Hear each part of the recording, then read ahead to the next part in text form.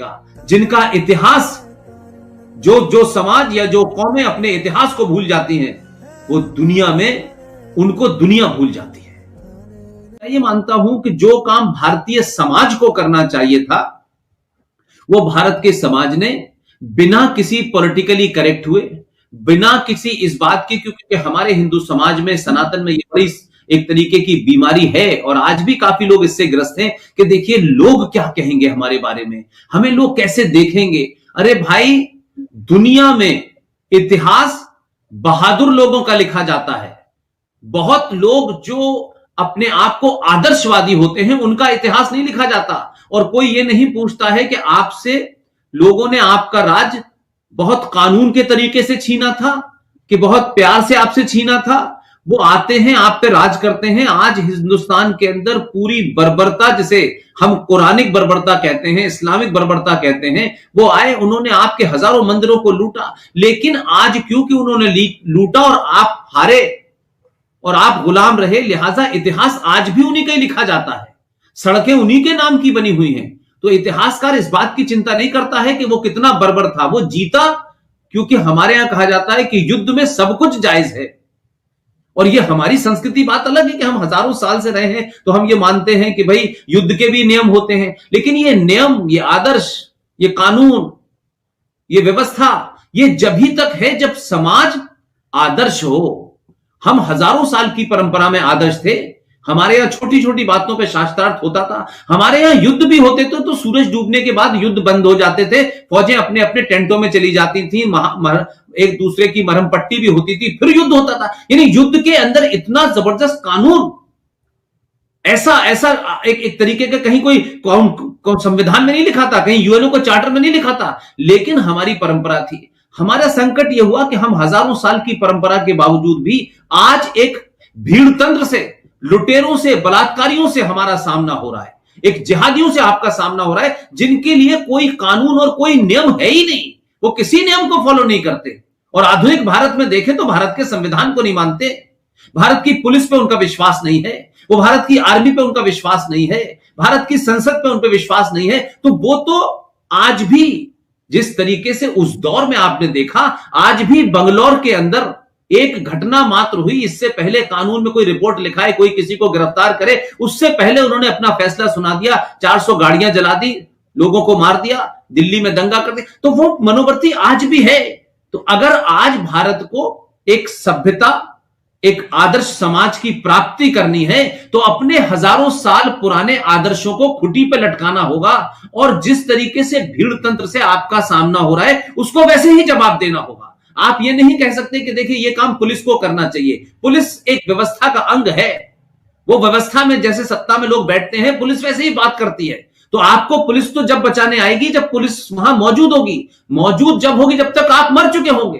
तो इससे पहले कि आपको अपनी जान बचानी है, उस आदर्श की मानसिकता से बाहर निकलिए, उस आदर्श को रखिए, लेकिन वो आदर्श समाज बनाने के बाद उस आदर्श को लागू कीजिए। लिहाजा ये 6 दिसंबर की घटना हजारों लाखों हिंदू सनातनियों की एक गुस्से का फूटना था।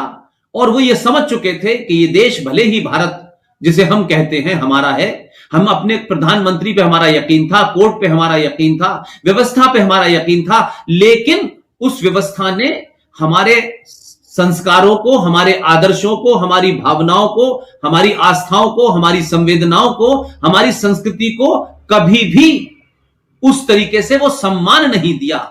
लिहाजा लोगों में गुस्सा आया और देश ने कानून व्यवस्था को ताक पे रख करके फैसला खुद कर दिया। नीरज भाई, मैं अपनी बातचीत में बार बार यह कहता हूं कि इस देश की सत्ताओं को, व्यवस्थाओं को, जुडिशरी को, अगर उनको यह लगता है कि भारत हिंदू सनातनी बहुल देश है, अहिंसक देश है, तो इस सनातनी हिंदू की अहिंसा को बनाए रखने की जिम्मेदारी इस देश की माइनॉरिटी, इस देश के सारे इंस्टीट्यूशंस की है। क्योंकि मेजॉरिटी हिंसा नहीं चाहती। लेकिन अगर आप इतना डिस्क्रिमिनेशन उसके साथ करेंगे कि वो अपने मंदिरों को बचाने के लिए कोर्ट का 150-150 साल तक इंतजार करेगी, तो समय बदल चुका है। सबको ध्यान में रखना चाहिए कि भारत की बहुसंख्यक समाज जो हिंदू सनातनी है उसकी भावनाओं को इतनी ठेस न पहुंचाए कि वो फिर सड़कों पे खुद फैसला करने लगे।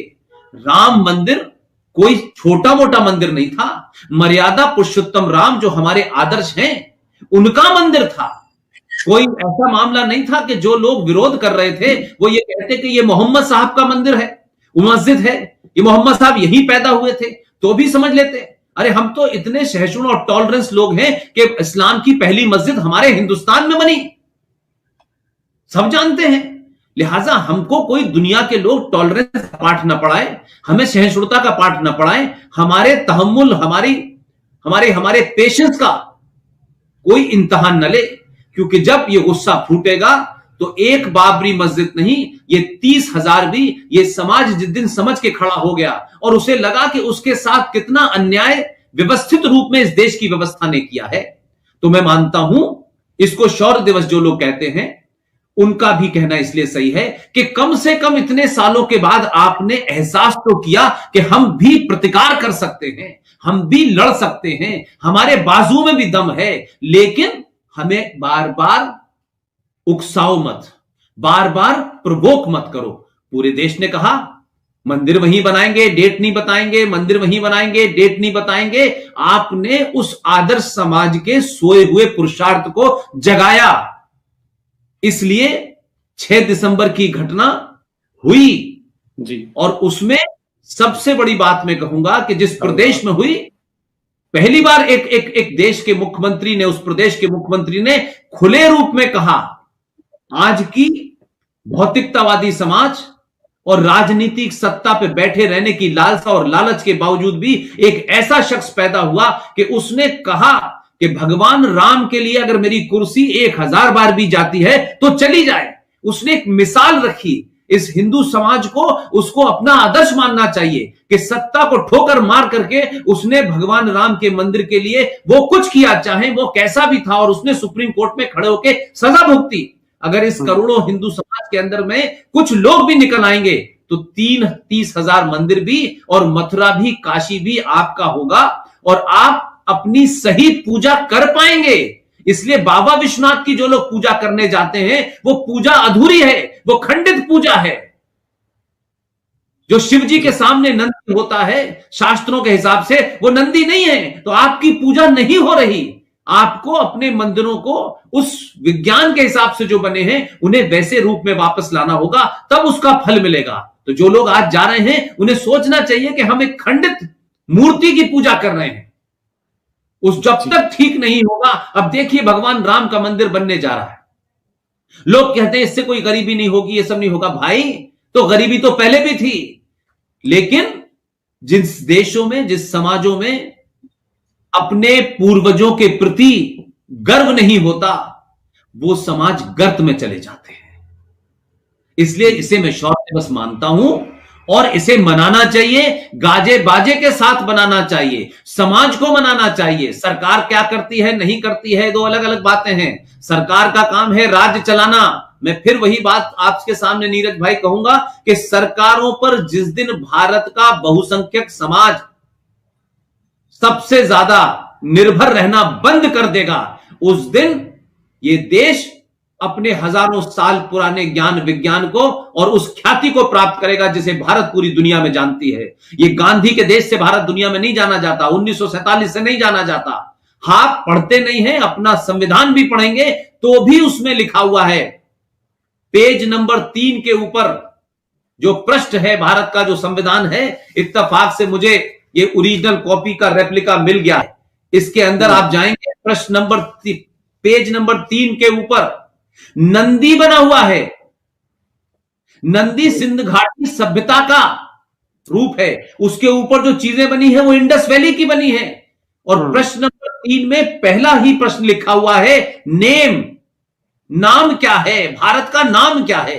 तो उसमें लिखा हुआ है Bharat, India, that is Bharat.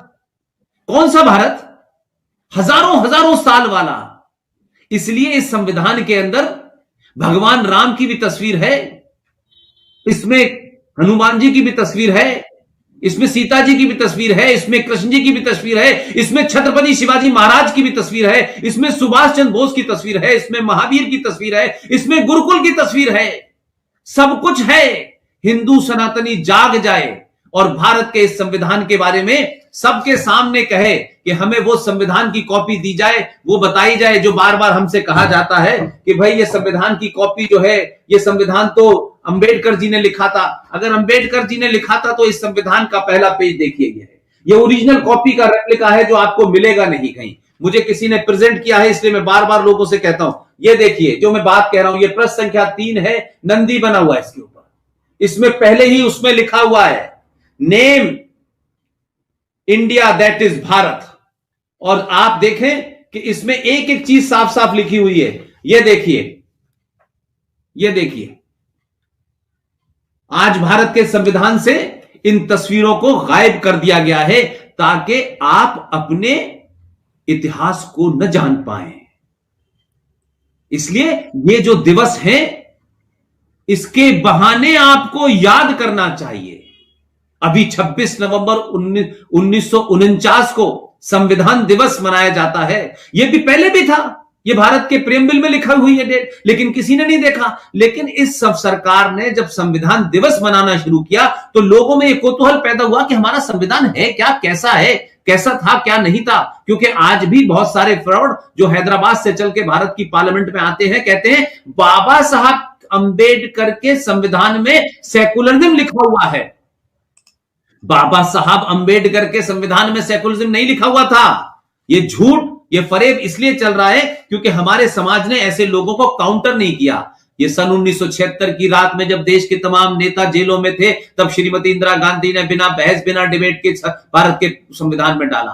तो ये दिन, चाहे वो 6 दिसंबर का दिन हो या और दूसरे दिन हो, चाहे 21 अक्टूबर का दिन हो, जिस वक्त हम मानते हैं कि सुभाष चंद्र बोस ने आजादी की घोषणा की थी, दुनिया के 11 देशों ने उनको रिकॉग्निशन दिया था। यह दिवस आपको बार बार मनाने चाहिए। इसलिए हमारे यहां 2 अक्टूबर का दिन बहुत इंपॉर्टेंट माना जाता है। लेकिन 2 अक्टूबर को लाल बहादुर शास्त्री भी पैदा हुए थे, कुछ उनका भी पुरुषार्थ बताया जाना चाहिए कि 5 फीट के आदमी ने घर में घुस के लाहौर के अंदर हाजी पीर तक फौजें भेज दी थी और कहा था जब तक कश्मीर पर समझौता खाली नहीं होगा, हम लाहौर खाली नहीं करेंगे। ये बात अलग है कि आपकी अंदरूनी राजनीति उन्होंने मरवा दिया। आपके पुरुषार्थी बहुत सारे लोग थे और आप उनके इतिहास को न पढ़े, इसलिए इतिहासों से निकाल दिया गया, संविधान से हटा दिया गया। तो यह शौर्य दिवस, मैं उन तमाम लोगों को जिन्होंने अपनी जान गंवाई, मैं उनके प्रति नमन हूं, उनको अपनी श्रद्धांजलि देता हूं। लेकिन जो लोग भी नीरज भाई के माध्यम से इसको सुन रहे हैं, अपने शहर शहर गली गली मनाएं, किसी को गाली न दें, किसी के खिलाफ कोई मामला नहीं है। कहिए हमें खुशी है कि हजारों साल की गुलामी का प्रतीक जो भगवान मर्यादा पुरुषोत्तम राम को तोड़ करके बनाया गया था, उस प्रतीक को हमने समाप्त कर दिया, इसकी हमें खुशी है। आपस में बताशे बांटें, डिस्कशन करें, चौराहों पे करें, पुलियों पे करें, और ऐसी तमाम चीजों को अपने लोगों से बांटेंगे तो लोगों को पता चलेगा। जिनका इतिहास, जो समाज या जो कौमें अपने इतिहास को भूल जाती हैं, वो दुनिया में, उनको दुनिया भूल जाती है।